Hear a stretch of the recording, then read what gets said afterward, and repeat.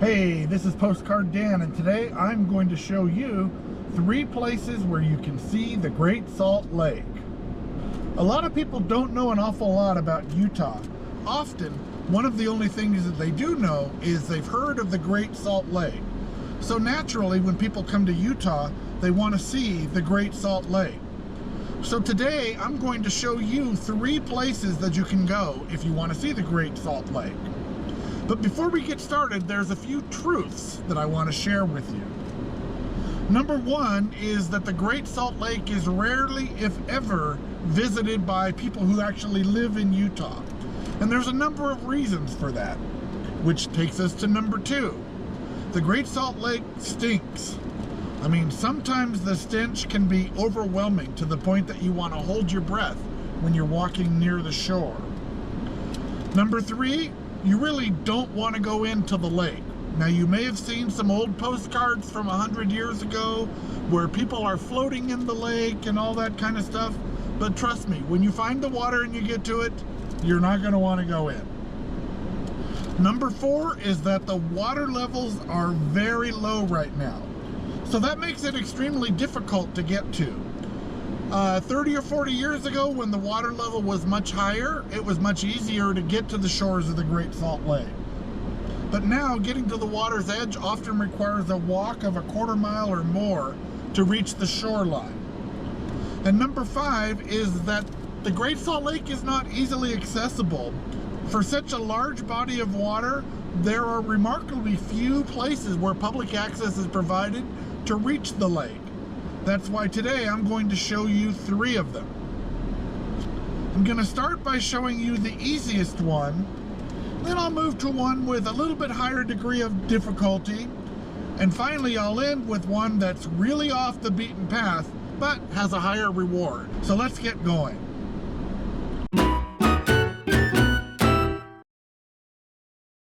For the first location, I'm going to go to Great Salt Lake State Park.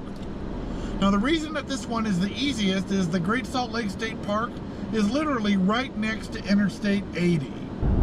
To get to Great Salt Lake State Park, you want to use the Saltair Drive exit number 104 from Interstate 80. We're about almost 20 miles west of Salt Lake City on Interstate 80.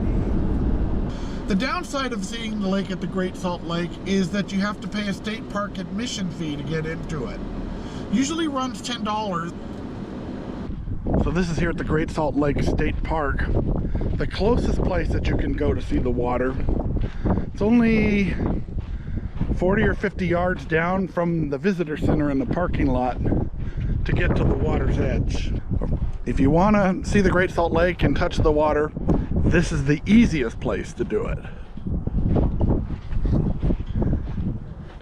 Look at all the flies. Those are brine flies. There are just millions of them all along the shores here. So many flies. It looks like dust blowing when they move.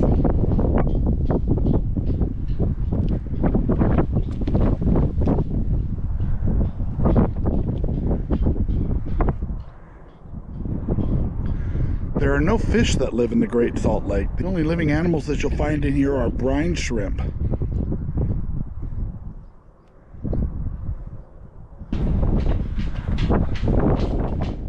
Now, there is actually an even easier way to see the lake here at Great Salt Lake State Park. You don't have to walk down the trail and wade through the clouds of brine flies. You can simply view and photograph the lake from the Vista stand located at the northern end of the parking lot.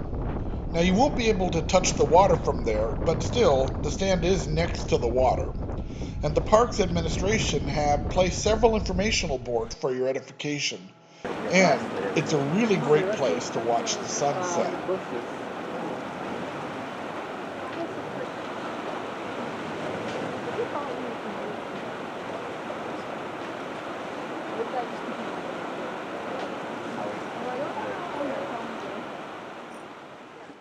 Here at the Saltair exit, you can park right along here and walk out to the lake.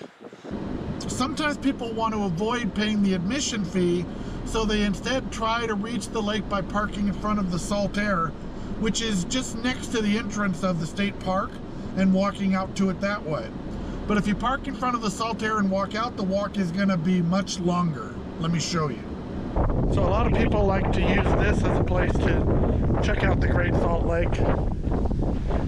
You usually can't park in the Saltair parking lot, but there's ample parking on the road. Without obstruction from mountains, the wind often blows across the lake, so it's not uncommon for it to be quite windy along the shore, especially on the southern and eastern sides. It's actually the third iteration of recreation areas out here at this location. The first two burned down. This one was built, I want to say, in the early 1980s, and then subsequently was immediately surrounded by floodwaters for a decade. But it looks cool from the outside.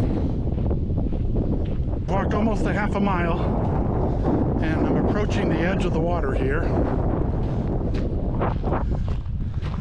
The two islands that you can see, that's Antelope Island over there to the east, and hopefully it can be seen with the sunset, but the island just below the sun is called Stansbury Island. The truth is, neither one of them is actually an island at this point.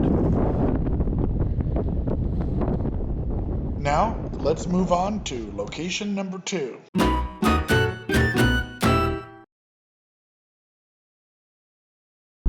Okay, so let me move to the second place where you can go to see the Great Salt Lake, and that is Antelope Island. Antelope Island is a state park, so it will require an admission fee, just like the first place that I showed you. So here we are coming up to the entrance booth for the state park.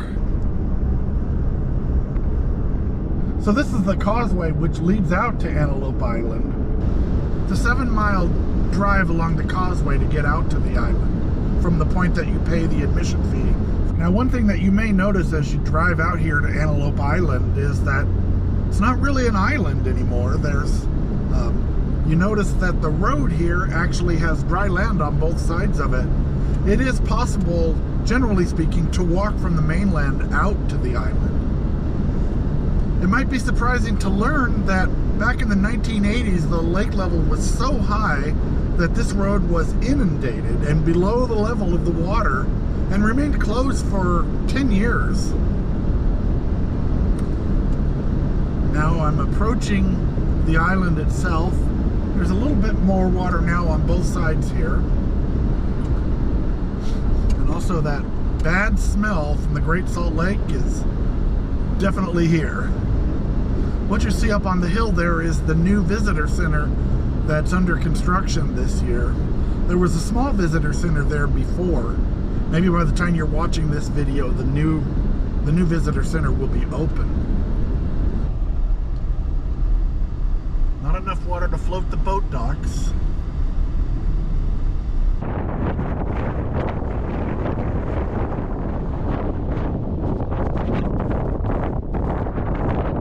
This is the trail on Ladyfinger Point.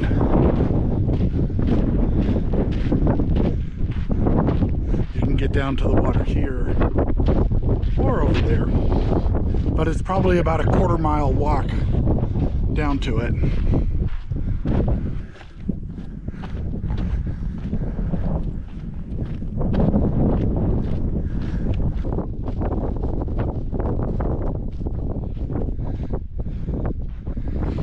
All of these brown patches are actually piles and piles of dead brine fly and brine shrimp.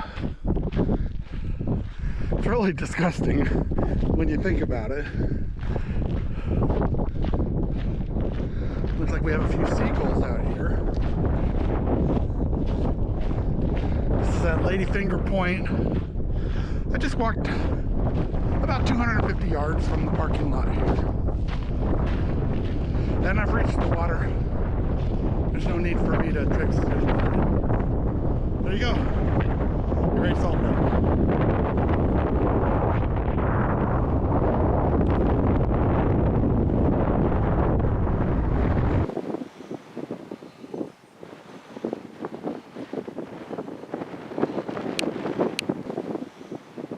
Finally, let me show you the third location. It's at the Spiral Jetty. I'm at a place called Roselle Point, and this is my third suggestion for where to go see the Great Salt Lake. I have to tell you though that you have to have an adventuresome spirit in order to come out here. It's a long drive to get here. The last 16 miles of it are on dirt road. I have a couple other videos about the Spiral Jetty that will tell you about this very unique art installation and provide specific directions about how to find it. You might want to check those out before you head out there because it's a very long drive through a really remote area and you don't want to get lost. I'll put links to those in the description to this video. From the Spiral Jetty, the edge of the water is about a quarter mile from the center of the jetty, only a short walk considering the drive that you've made to get out here. So I'm approaching the water here. It's only taken me 5 or 6 minutes to walk from the Spiral Jetty to the edge of where the water is here.